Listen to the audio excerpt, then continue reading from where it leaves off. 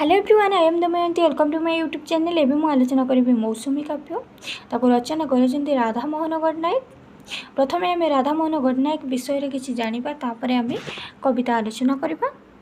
कवि राधा मोहन गडनायक 1911 मसीहा भाद्रव मास शुक्ल पक्ष तृतीय अनुगुल जिलार कलांडापाड़ बाघसिंह वंशर जन्मग्रहण करथिले। अनुगुलर मध्य इंग्राजी विद्यालय से पढ़ुवा बेले सहकार पत्रिकार संपादन लक्ष्मी नारायण साहू द्वारा कविता आड़ को मन बड़ाई और कविता लिखी आरंभ करथिले। कविता लिखा आरंभ करथिले।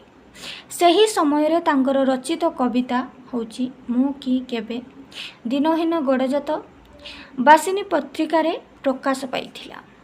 से जड़े केंद्र साहित्य एकाडेमी सम्मान प्राप्त ओडिया कवि थिले। तांकर कविता गुड़िक स्वदेश प्रीति और सौंदर्यन अनुभूति लक्ष्य करा जाई थाए। 1927 बेलू तांकर रचित अनेक कविता होची सहकार, नवजुग, पंचामृत, उत्कल साहित्य, गड़जात बासिनी आदि पत्रिकार प्रकाशित होई अनेक ख्याति अर्जन करिथिला। एहा परे से निजर धारावाहिक पढ़ा बंद करी देश सेवारे पूरा समय देइथिले। स्वाधीनता संग्रामी कृष्ण प्रसाद पट्टनायक कम्युनिस्ट आंदोलन बलरे से मध्य तांक लेखनी चलाइथिले। उत्कल साहित्य सम्मेलन और ओडिशा एकाडेमी आदि अनेक अनुष्ठान रे से सभापति और उपसभापति भावरे काम करुथिले। ए कवितार भावार्थ कौन रही देखा। मौसुमी कवितार भावार्थ होची वास्तव में कवि राधा मोहन गडनायक मौसुमी कवितार यथार्थरे कहिसंती कि किभଳି भावरे मौसुमी जनमंगलकारी जीव जगतर मंगल पाई किपरि भावरे मौसुमी मानवीय लीलारे प्रकटित होइसंती। एहाको कवि सत्य जेमिति मौसुमी मानवीय चित्र एवं चरित्र तार चित्रण एक विशिष्ट उदाहरण। कौन कहते देखो। चूर्ण गतिर हेल्लाळे आज पूर्ण बळे धाई आसीअछि मौसुमी मुहि सृष्टि परे। किए कहूँ मौसुमी कहते मु धाई कि आसी सृष्टि को बोले कहते।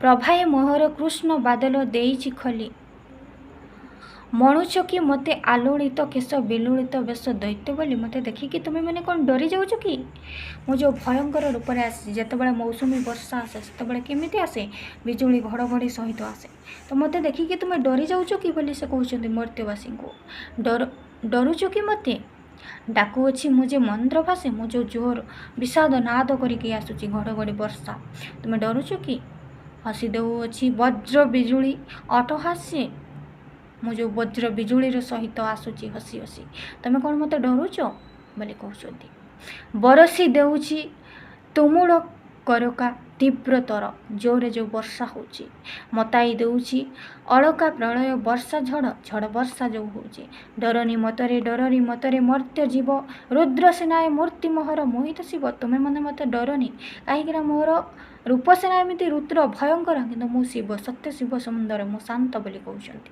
है। तो आम बुझा कौन अच्छी ना चूर्ण गतिर हिल्लड़े आज पूर्ण बड़े धाई आसीअछि मौसुमी मुहि सृष्टि परे। कौन कहते ना चूर्ण गतिर हिल्लड़े माने कौन निजको बलशाली करी शीघ्र गति माने द्रुत गति मौसुमी किभली एही धरा पृष्ठ रे प्रवेश करुछि।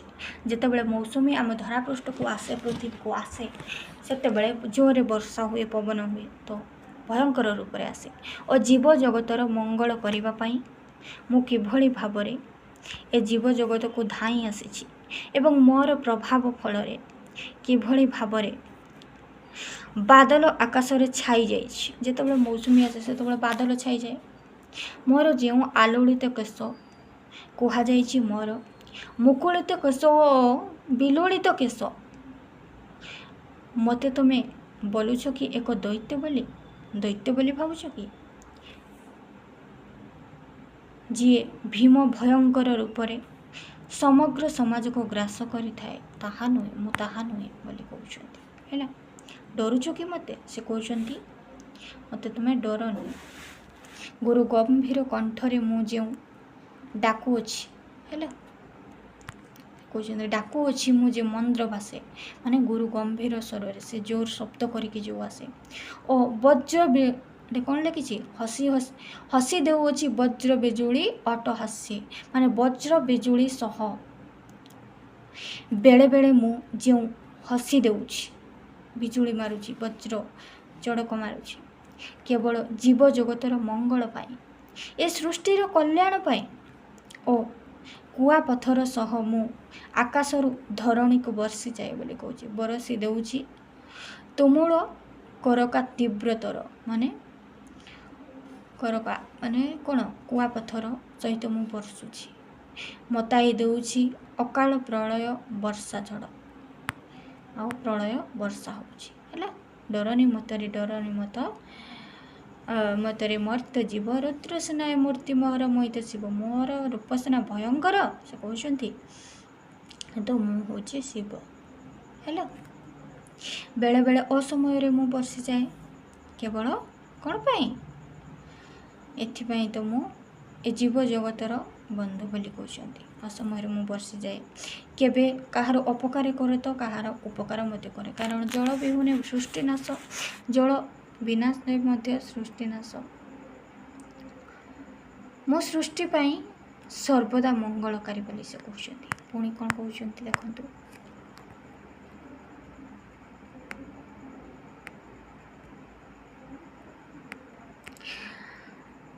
ନୀଳ ସୁନ୍ଦର ମହାସିନ୍ଧୁର ଉରସ ପରେ ଦଳୁଥିଲି ମୁହିଁ ହରସ ଭରେ, ଉର୍ମି ସହାର ଚିକୁରେ ଚିବୁକେ, ପୀରତିର ରସ ହାସ କୌତୁକେ, ଲଗାଇ ପାଣି କହି ଉଠୁଥିଲି ରାଣୀ ଗରାଣୀ, ପ୍ରଣୟ ମୁଗ୍ଧା କଳ ଉଚ୍ଛ୍ୱାସେ କହି ଉଠୁଥିଲା ରସ ଉଲ୍ଲାସେ, ପ୍ରିୟ ହେ ପ୍ରିୟ ଆହୁରି ଦିଅ ସେ ମଦିର ପରଶ ଆହୁରି ଦିଅ। ମୋ ପ୍ରେୟସ କିଏ, ମୋ ପ୍ରେୟସୀ ହେଉଛି ଉର୍ମି। ଏଠି ଏ କବିତା ମାଧ୍ୟମରେ ଉର୍ମି ଆଉ ମୌସୁମୀ କଥାବାର୍ତ୍ତା ହେଉଛନ୍ତି, ସେମାନେ ଦୁଇ ଜଣ ପ୍ରେମିକା ଓ ପ୍ରେମିକ ହେଲା। ତ ତାଙ୍କର ମିଳନ ହୋଇଛି ହେଲା। ତ ନୀଳ ସମୁଦ୍ରର ଛାତି ଉପରେ ମୁଁ ଦୋଳି ଖେଳୁଥିଲି, କିଏ କହୁଛି, ମୌସୁମୀ, ଅତ୍ୟନ୍ତ ହରସ ଭରେ ଖୁସିରେ। ମୋର ପ୍ରାଣପ୍ରିୟା ହେଉଛି ଉର୍ମି, ତାଠାରୁ ମୌସୁମୀ ପ୍ରୀତିର ଅନାବିଳ ସ୍ନେହ ମମତା ଏବଂ ତରଙ୍ଗ ରସରେ ନିମଜ୍ଜିତ ହେଉଥିଲେ ଉଭୟ ଉର୍ମି ଓ ମୌସୁମୀ। ସେମାନେ ସମୁଦ୍ର ବକ୍ଷରେ ଦୋଳି ଖେଳୁଥିଲେ ଆଉ ଆନନ୍ଦରେ ଥିଲେ। ଏହି ମହାସମୁଦ୍ରରେ ଉଭୟ ପ୍ରେମିକ ପ୍ରେମିକା ତାଙ୍କର ମିଳନର ପର୍ବ ଆରମ୍ଭ କରିଥିଲେ। ପୁଣି କ'ଣ କହିଛନ୍ତି,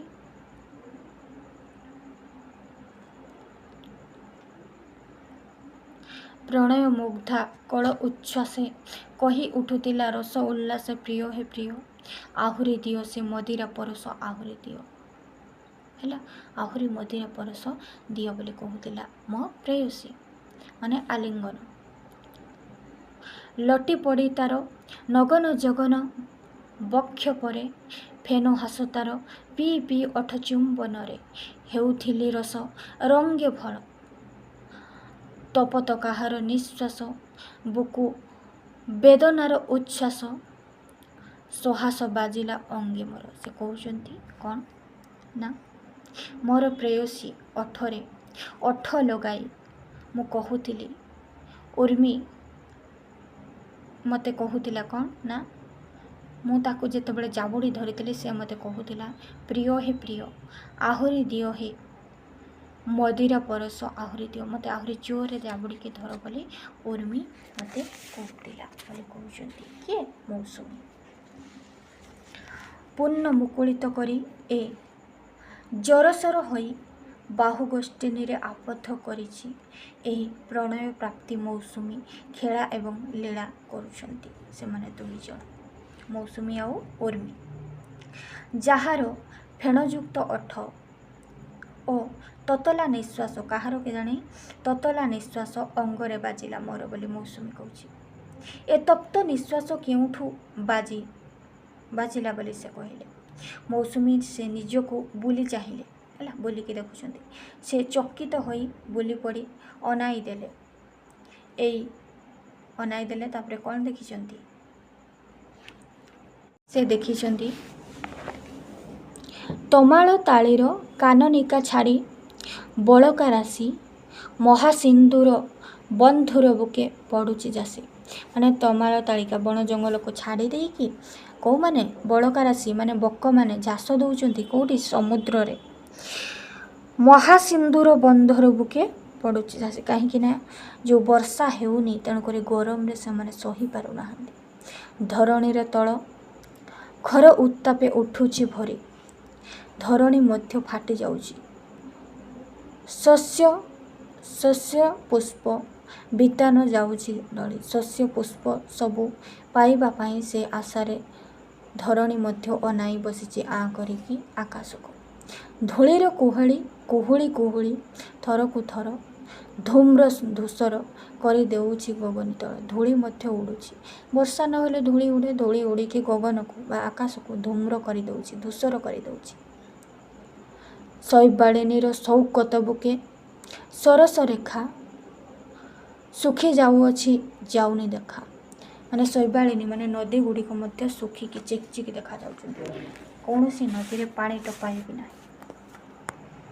तो भल से आम व्याख्या करवा तमाଳ ताळीर काननिका छाड़ी बड़का राशि कौन कहते ना यही तमाଳ वन उपरे जोठी राशि राशि बगपंथी जो माने कि महा आनंदरे कालातिपात करुथिले किंतु एही ब्रह्मपस्त को परित्याग करी से माने सत्य जेमिति बग माने काहींकि केजाणी महासमुद्र रे झास देउचंती। ग्रीष्मर उत्तप्तरे निदागर स्पर्शरे से माने सही न पारी निजको बळी देउचंती। धरणी सुजला सुफला हेबा पई वर्षार आकाशरे आ करी चाहि रहिछि वर्षा केतेबेले आसीबो बोली माटी मध्य चाहि रहिछि। ए वन माटी समस्त जीवजंतु आकुल जल पाई चित्कार करुछंती। धूलीर कुहुड़ी कि भली कुहुड़ी कुहुड़ी आकाश को धूम्र और धूसर कर धूली गुड़िक नदी गुड़िक सुखी चिकचिक देखा जाउछंती। नेक्स्ट नील सुंदर शैलपुंज फूल विकच अटवी कुंज प्रलय भली दाब दहन रे जाउछि जली कृष्णा कातर चातक कंठ जाउछि फाटी आ करी एबे शून्य चाहिछि दिन माटी कौन कह जाइछि ना मौसुमी और उर्मी तांकर बासक शज्या भांगी जाइछि। मौसुमी कहउचंती नेलिया बन्नर हैला नील सुंदर शैलपुंज फूल बिचक अटवी कुंज नेलिया बन्नर मलिन ओपा नेलिया बन्न जो आमर कौन नेलिया बन्नर यही समस्त पहाड़ माने ओ फूल फल सभा पाउथिबा ए जंगल आज स्वर्ण जीर्ण आउ मलिन और पांडुर बन्न देखा जाउछि। जो नील बन्नर पहाड़ गुड़िक सब पांडुर बन्न देखा जाउछि बोली कहउछंती किए उर्मी जेपरी दाब दहन रे समस्त जंगल जली जाउछि माने गरम रे ग्रीष्मर उत्ताप रे समस्त जंगल दही जली जाउछि दाब दहन रे जाउछि जली। कृष्णा कातर चातक कंठ जाउछि फाटी जो कृष्णा कातर चातक चातक पक्षी से वर्षा हेले जाइकी से पानी पिए से अन्य पानी पिए नहीं तेणुकर से वर्षा केतेबेले आसीबो आकाश को अनेइछि आ करिकी वर्षा आसिले से पानी पीब तार तंटी मध्य सुखी गलानी आ करी एबे शून्य चाहिछि जीर्ण माटी माटी मध्य आ करिके चाहिछि हेलो।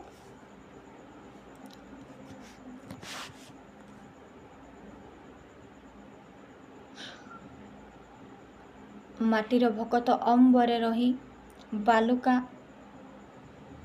बारबुल्लार काली होउची हाहाकार सकले देखी महीन देखुणु प्रेयसी मोहर कहिला कि ମୁଁ କହିଲି ଆହା ଚଲିଲି ଏବେ। ସେ କହିଲା ମୁଁ ଯିବି ତେବେ। ମୁଁ ଏହି କଥା ଗୁଡ଼ିକ ଯେଉଁ ସମଗ୍ର ସମାଜର ଲୋକମାନେ ପକ୍ଷୀ ପଶୁ ଗଛ ଲତା ସମସ୍ତେ ଯେତେବେଳେ ବର୍ଷା ନ ପାଇ ହାହାକାର ହେଉଛନ୍ତି, ଏ କଥା ସବୁ କିଏ ଦେଖିଲେ? ମୋ ପ୍ରେୟସୀ ଉର୍ମି ପ୍ରଥମେ ଦେଖିଲେ ଏବଂ ମୁଁ କହିଲି ମୁଁ ଏବେ ଚାଲିଲି ବୋଲି କହିଲି। ହେଲା କହୁଛି, ମୁଁ ଦେଖିବା ପୂର୍ବରୁ ମୋର ପ୍ରେୟସୀ ଦେଖିଲା ଏବଂ କହିଲା ଏ କ'ଣ? ପାହାଡ଼ ଗୁଡ଼ିକ ପାଣ୍ଡୁର ବନ ଗୁଡ଼ିକ ମଧ୍ୟ ପଡ଼ିଯାଉଛନ୍ତି।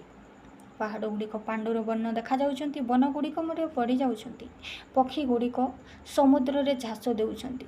ଏହା ମୋର ପ୍ରେୟସୀ ଉର୍ମି ଦେଖିଲେ, ମୁଁ ଦେଖିବା ପୂର୍ବରୁ କହୁଛନ୍ତି। ମୁଁ କହିଲି ମୁଁ ଏବେ ଚାଲିଲି ମର୍ତ୍ତ୍ୟର ଏ କଷ୍ଟକୁ ଲାଘବ କରିବା ପାଇଁ। ମୋତେ ମର୍ତ୍ତ୍ୟରେ ଅବତୀର୍ଣ୍ଣ ହେବାକୁ ପଡ଼ିବ। କିନ୍ତୁ ଉର୍ମି କହିଲା କ'ଣ? ସେ କହିଲା ମୁଁ ମଧ୍ୟ ଯିବି। ମୁଁ କେବଳ ତୁମର ବିଳାସ ସଙ୍ଗିନୀ। କ'ଣ ନା ମୁଁ କହିଲି ଥା ଚାଲିଲି ଏବେ। ମୁଁ କହିଲି ଉର୍ମିକୁ ତୁ ଥା, ମୁଁ ଚାଲିଲି। ସେ କହି ଉଠିଲା ମୁଁ ଯିବି ତେବେ, ମୁଁ ବି ତୁମ ସହିତ ଯିବି। ମୁଁ କି କେବଳ ବିଳାସ ସଙ୍ଗିନୀ ତୁମ ନର୍ମମୟୀ ହୋଇପାରିବିନି କର୍ମ ସହି? ମୁଁ ତୁମର କର୍ମ ସଙ୍ଗିନୀ ହେଇପାରିବିନି? ହେ ମୋର ପ୍ରିୟ ସଙ୍ଗେ ନିଅ, ମୋତେ ତୁମ ସାଙ୍ଗରେ ନିଅ ବୋଲି ଉର୍ମି ମୋତେ କହିଲା। ବିପୁଳ ପୁଲକ ପରଶ ଭରେ ମୁଁ ହରସ ଭରେ, ପ୍ରିୟାରେ ମୋହର ଆଶିଷ ନେଲି ଉରସ ପରେ। ଆଉ ତ କାହିଁ ଘନ ବନ୍ଧନ ଫିଟିଲା ନାହିଁ, ଦିଓଟି ଜୀବନ ମିଶିଯାଇ ଆଜି ମିଶ୍ର ଚକ୍ଷେ। ଧାଇଁ ଆସୁଅଛି ମୌସୁମୀ ମୁହିଁ ଧରଣୀ ଭାବେ, ନମ୍ର ନୁହଁଇ କମ୍ର ନୁହଁଇ ଧୀର, ଉଗ୍ର ମୁଁ ଆଜି ବ୍ୟଗ୍ର ମୁଁ ଆଜି ଅଗ୍ରସର। ମୁଁ ନମ୍ର ନୁହେଁ କମ୍ର ନୁହେଁ, ମୁଁ ଆଜି ଅଗ୍ର ଆଉ ବ୍ୟଗ୍ରସର ବୋଲି ମୌସୁମୀ କହୁଛନ୍ତି। ସାଗର ବକ୍ଷୁ ବହି ଯାଉଅଛି ସଲିଳ ଧାରା, ଦୂର ଦିଗନ୍ତୁ ଉଡ଼ାଇ ଆଣିଛି ବାରିଦମାଳା। ଦୂରରୁ ମୁଁ ବାରିଦମାଳାକୁ ଉଡ଼ାଇ ଆଣିଛି, ସାଗର ବକ୍ଷରୁ ମୁଁ ସଲିଳ ଧାରା ବହି ଆଣିଛି। ପୀଡ଼ିତ ପ୍ରାଣର ମଙ୍ଗଳ ଲାଗି ଜୀବନ କେତେ, ଦୁର୍ଦ୍ଦିନ ମୁହିଁ ସୃଷ୍ଟିର ତଳେ ଦୁର୍ଦ୍ଦିନ ମୁହିଁ ଆଣୁଛି। ସେ କ'ଣ କହିଛନ୍ତି ନା ମୁଁ ଯେତେବେଳେ ମୋ ପ୍ରେୟସୀ କହିଲା ମୁଁ ବି ଯିବି, ମୋତେ ବି ତୁମ ସହିତ ନିଅ, ସେତେବେଳେ ଏହାପରେ ଉର୍ମିକୁ ମୌସୁମୀ ଆଲିଙ୍ଗନ କରିଛି। ଦୁଇଟି ଜୀବନର ମିଶ୍ରଣ ଘଟିଛି ଏବଂ ମୌସୁମୀ ଧାଇଁ ଆସିଲା ଧରା ବକ୍ଷକୁ। ସେ ନମ୍ର ନୁହେଁ କମ୍ର ନୁହେଁ, ସେ ଆଜି ଉଗ୍ର, ସେ ଆଜି ବ୍ୟଗ୍ର, ସେ ଆଜି ଅଗ୍ରସର। ନିଶ୍ଚିତ ସେ ଆଜି ଓହ୍ଲେଇବେ ଭୟଙ୍କର ରୂପରେ ଏ ଜୀବଜଗତର କଲ୍ୟାଣ ପାଇଁ। ସାଗର ବକ୍ଷରୁ ସୁଲଳିତ ଧାରା ବହି ଆଣିଛି ଓ ବାରିଦମାଳାକୁ ଉଡ଼ାଇ ଆଣିଛନ୍ତି ପୀଡ଼ିତ ପ୍ରାଣର ମଙ୍ଗଳ ପାଇଁ। ଏହା ହିଁ ଏହି କବିତାଟି କବିଙ୍କର ଏକ କ୍ଲାସିକ୍ କବିତା। ତ ଆଜିର ଆଲୋଚନା ଏତିକିରେ ସମାପ୍ତ କରିବା। ପରବର୍ତ୍ତୀ ଭିଡ଼ିଓରେ ଅନ୍ୟ କବିତା ଆଲୋଚନା କରିବା। ରହୁଛି, ନମସ୍କାର।